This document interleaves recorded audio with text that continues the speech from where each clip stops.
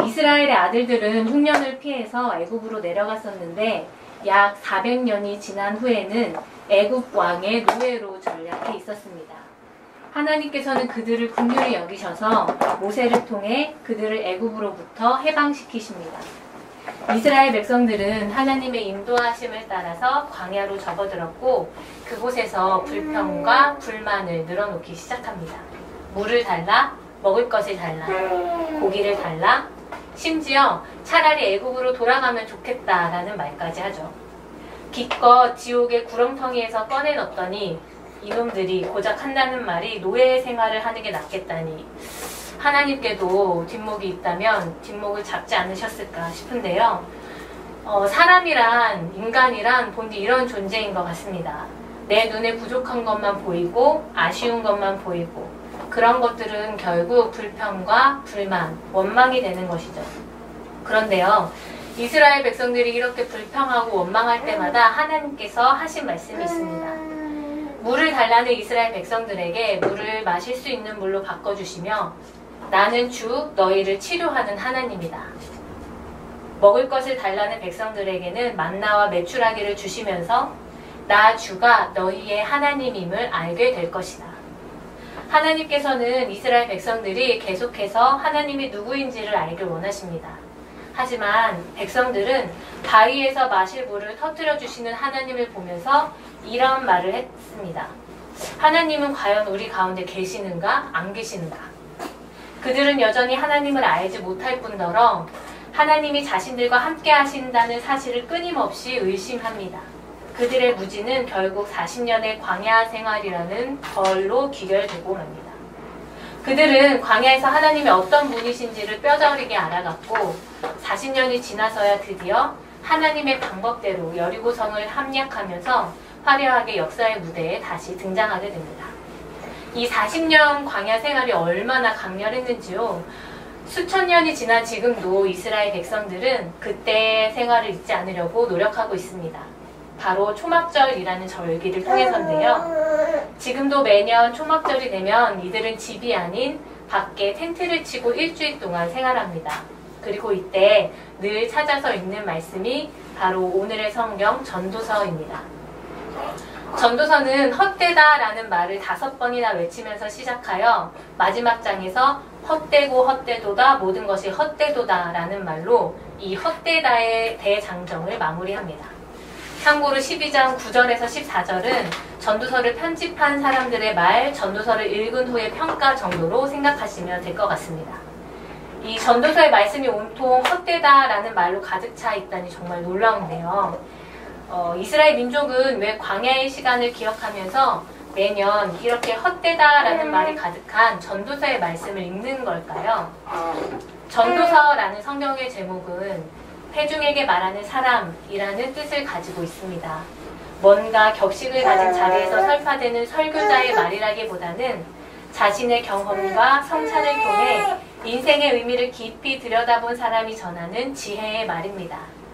인생의 모든 것을 경험해본 선배가 말하길 온갖 일을 살피고 알아내면서 지혜도 쌓아봤고 모든 종류의 욕망과 쾌락도 다 경험해봤는데 그게 다 헛된 일이었다는 걸 깨달은 것이죠. 해아를 새로울 것이 없이 반복되는 자연의 운행과 인생의 경험들, 승진하고 부자가 되고 자녀가 있고 미래를 계획하는 것들, 우리가 꿈꾸고 계획하는 모든 것들이 결국은 다 헛된 일이라는 걸 깨달았다는 거예요. 이와 비슷한 맥락으로 오늘의 본문에는 헛되다라는 말을 때라는 말로 새롭게 설명해 주는데요. 모든 일에는 다 때가 있다. 세상에 일어나는 일마다 알맞은 때가 있다. 태어날 때가 있고 죽을 때가 있고 이렇게 설명해 주고 있습니다. 모든 일에는 다 때가 있습니다. 제가 최근 경험한 특별한 때는 바로 발가락의 때인데요. 발가락이 부러질 때가 있고 또 붙을 때도 있더라고요. 네. 발가락이 부러지던 사고가 났던 날 그 상황을 받아들일 수가 없었던 저는 출산한 당일 눈을 붉히며 걸을 수 있는 온갖 방법을 찾아 헤매다가 다음날 발가락만 전문으로 봐주는 전문의 중에 전문의를 찾아갔습니다. 병원 이름도 두 발로예요. 발 다친 사람만 가는 병원이어서 되게 흐뭇했습니다. CT를 찍는데 역시 남다르더라고요. 발만 넣어서 찍는 최신식 기계를 보면서 또다시 흐뭇. 이 산후조리의 꽃이라는 손가락 마디와 이 시력을 포기한 채 찾아낸 보람이 있구나. 잔뜩 기대를 안고 전문의에게 조언을 구했습니다. 전문의는 이렇게 말하더라고요. 일단 붙을 때까지 기다릴 수밖에요.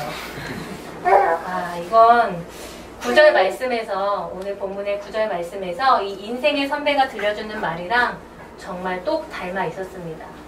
네가 아무리 애쓴다고 해서 발가락을 붙이는 일에 무얼 더 보탤 수 있겠니? 야, 애쓰지 마라. 인생의 선배는 우리에게 원치 않는 때를 벗어나기 위해 또는 원하는 때를 앞당기기 위해 수고하고 애쓰는 모든 것이 다 헛된 일이라고 말합니다.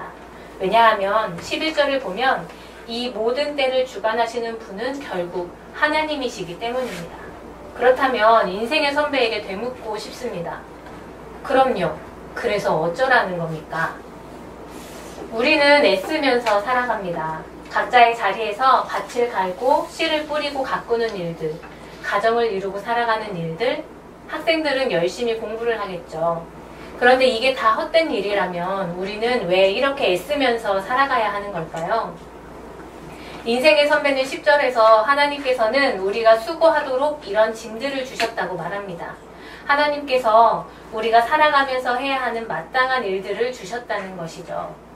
그리고 하나님께서는 특별한 것 하나를 더 주셨는데요.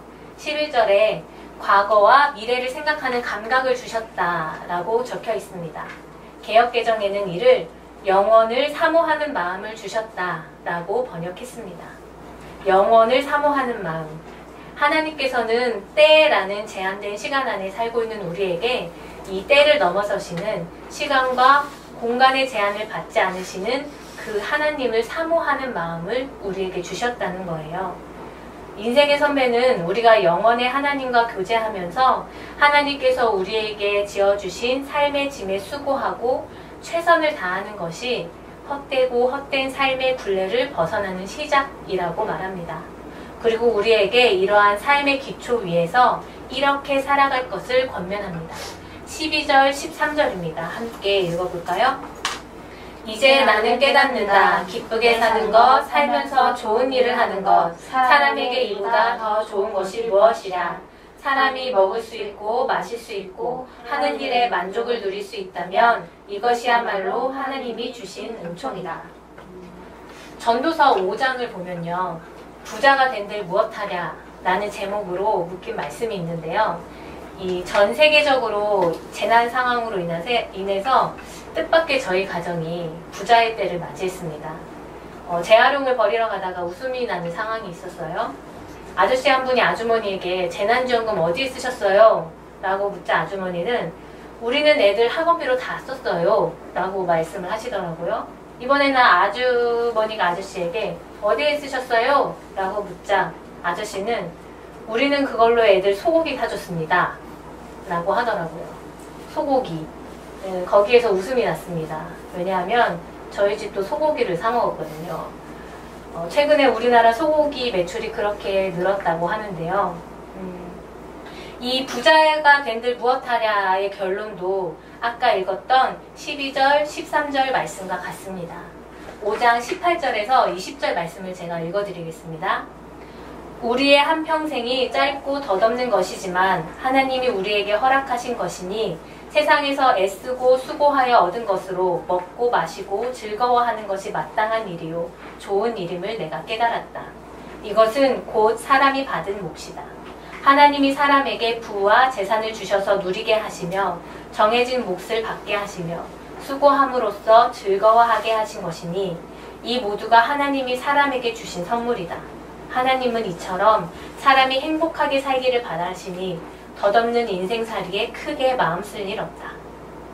하나님께서 우리에게 바라시는 삶은 하나님께서 우리에게 주신 짐을 지며 수고함으로써 즐겁게 사는 삶입니다. 수고로 최선을 다하며 그 가운데 먹고 마시며 즐거워하는 것이 우리의 행복이라는 것이죠. 5월의 그날 이후로 저희 가정에서는 자기 전에 유하와 함께하는 일이 있는데요. 오늘 하루 즐거웠던 일 말하기입니다. 뭐 자랑스러웠던 일, 고마웠던 일, 기뻤던 일 등등 온갖 훈훈한 이야기를 말하는 시간인데요. 특별한 이벤트 없이 하루 종일 집에만 있는 날이면 즐거운 일을 찾는 게 여간 쉬운 일이 아닙니다. 뭐 가령 오늘 너무 힘들었는데 배달 음식 시켜 먹으니까 너무 편했어. 게다가 맛도 있어서 행복했지 라고 말합니다. 또는 가로 열고 같이 청소하겠다고 얼쩡거려서 너무 귀찮았지만 가로 닫고 함께 청소하니까 덜 심심하고 즐거웠던 것 같아. 뭐 이렇게 찾아내고 한껏 미사역으로 꾸며줘야 합니다.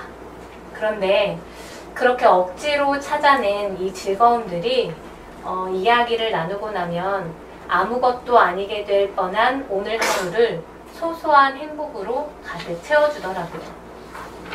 어느 날 그러더라고요. 유하 아빠가 오늘 행복했던 일을 묻자 유하가 이런 대답을 했다고 해요.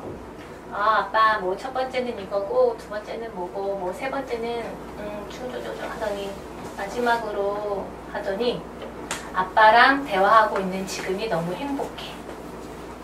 이 이야기를 들은 유하 아빠는 큰 행복감에 너무나 설렜다고 해요. 하나님께서 내게 주신 오늘이 제일 행복해요. 하나님께서 내게 주신 지금이 너무 즐거워요. 하나님께서 우리에게 선물해 주신 하루의 즐거움들이 분명 있을 것인데 이 영원의 하나님께 지금의 순간이 너무 행복하다고 즐겁다고 그걸 발견하고 말씀드린다면 이것이 곧 하나님을 알아가는 일이고 또 하나님을 사모하는 일일 것입니다. 그리고 그러한 고백을 받으시는 하나님은 얼마나 설레며 행복해 하실까요? 이스라엘 민족이 초막절에 전도서를 읽는다고 말씀드렸는데요. 그들에게 초막절은 광야를 기억하는 시간이기도 하지만 매년 풍성한 수확을 감사하는 때이기도 합니다. 어울릴 것 같지 않은 두 시간이 미묘하게 공존하는데요. 이들은 이런 마음으로 전도서를 읽는 건지도 모르겠습니다. 이 모든 때를 주관하시는 하나님, 광야를 벗어나기 위해 몸부림치지 않겠습니다. 수학을 위해 애쓰지도 않겠습니다. 하나님께서 우리에게 바라시는 매일을 주어진 일에 수고하며 즐길 수 있는 행복으로 살겠습니다. 그렇게 오늘도 우리에게 하루를 선물해 주신 영원한 하나님을 알아가겠습니다. 여러분의 하루는 어떻습니까? 성도님들의 하루가 주님께서 바라시는 행복한 매일로 채워지기를 기도하겠습니다.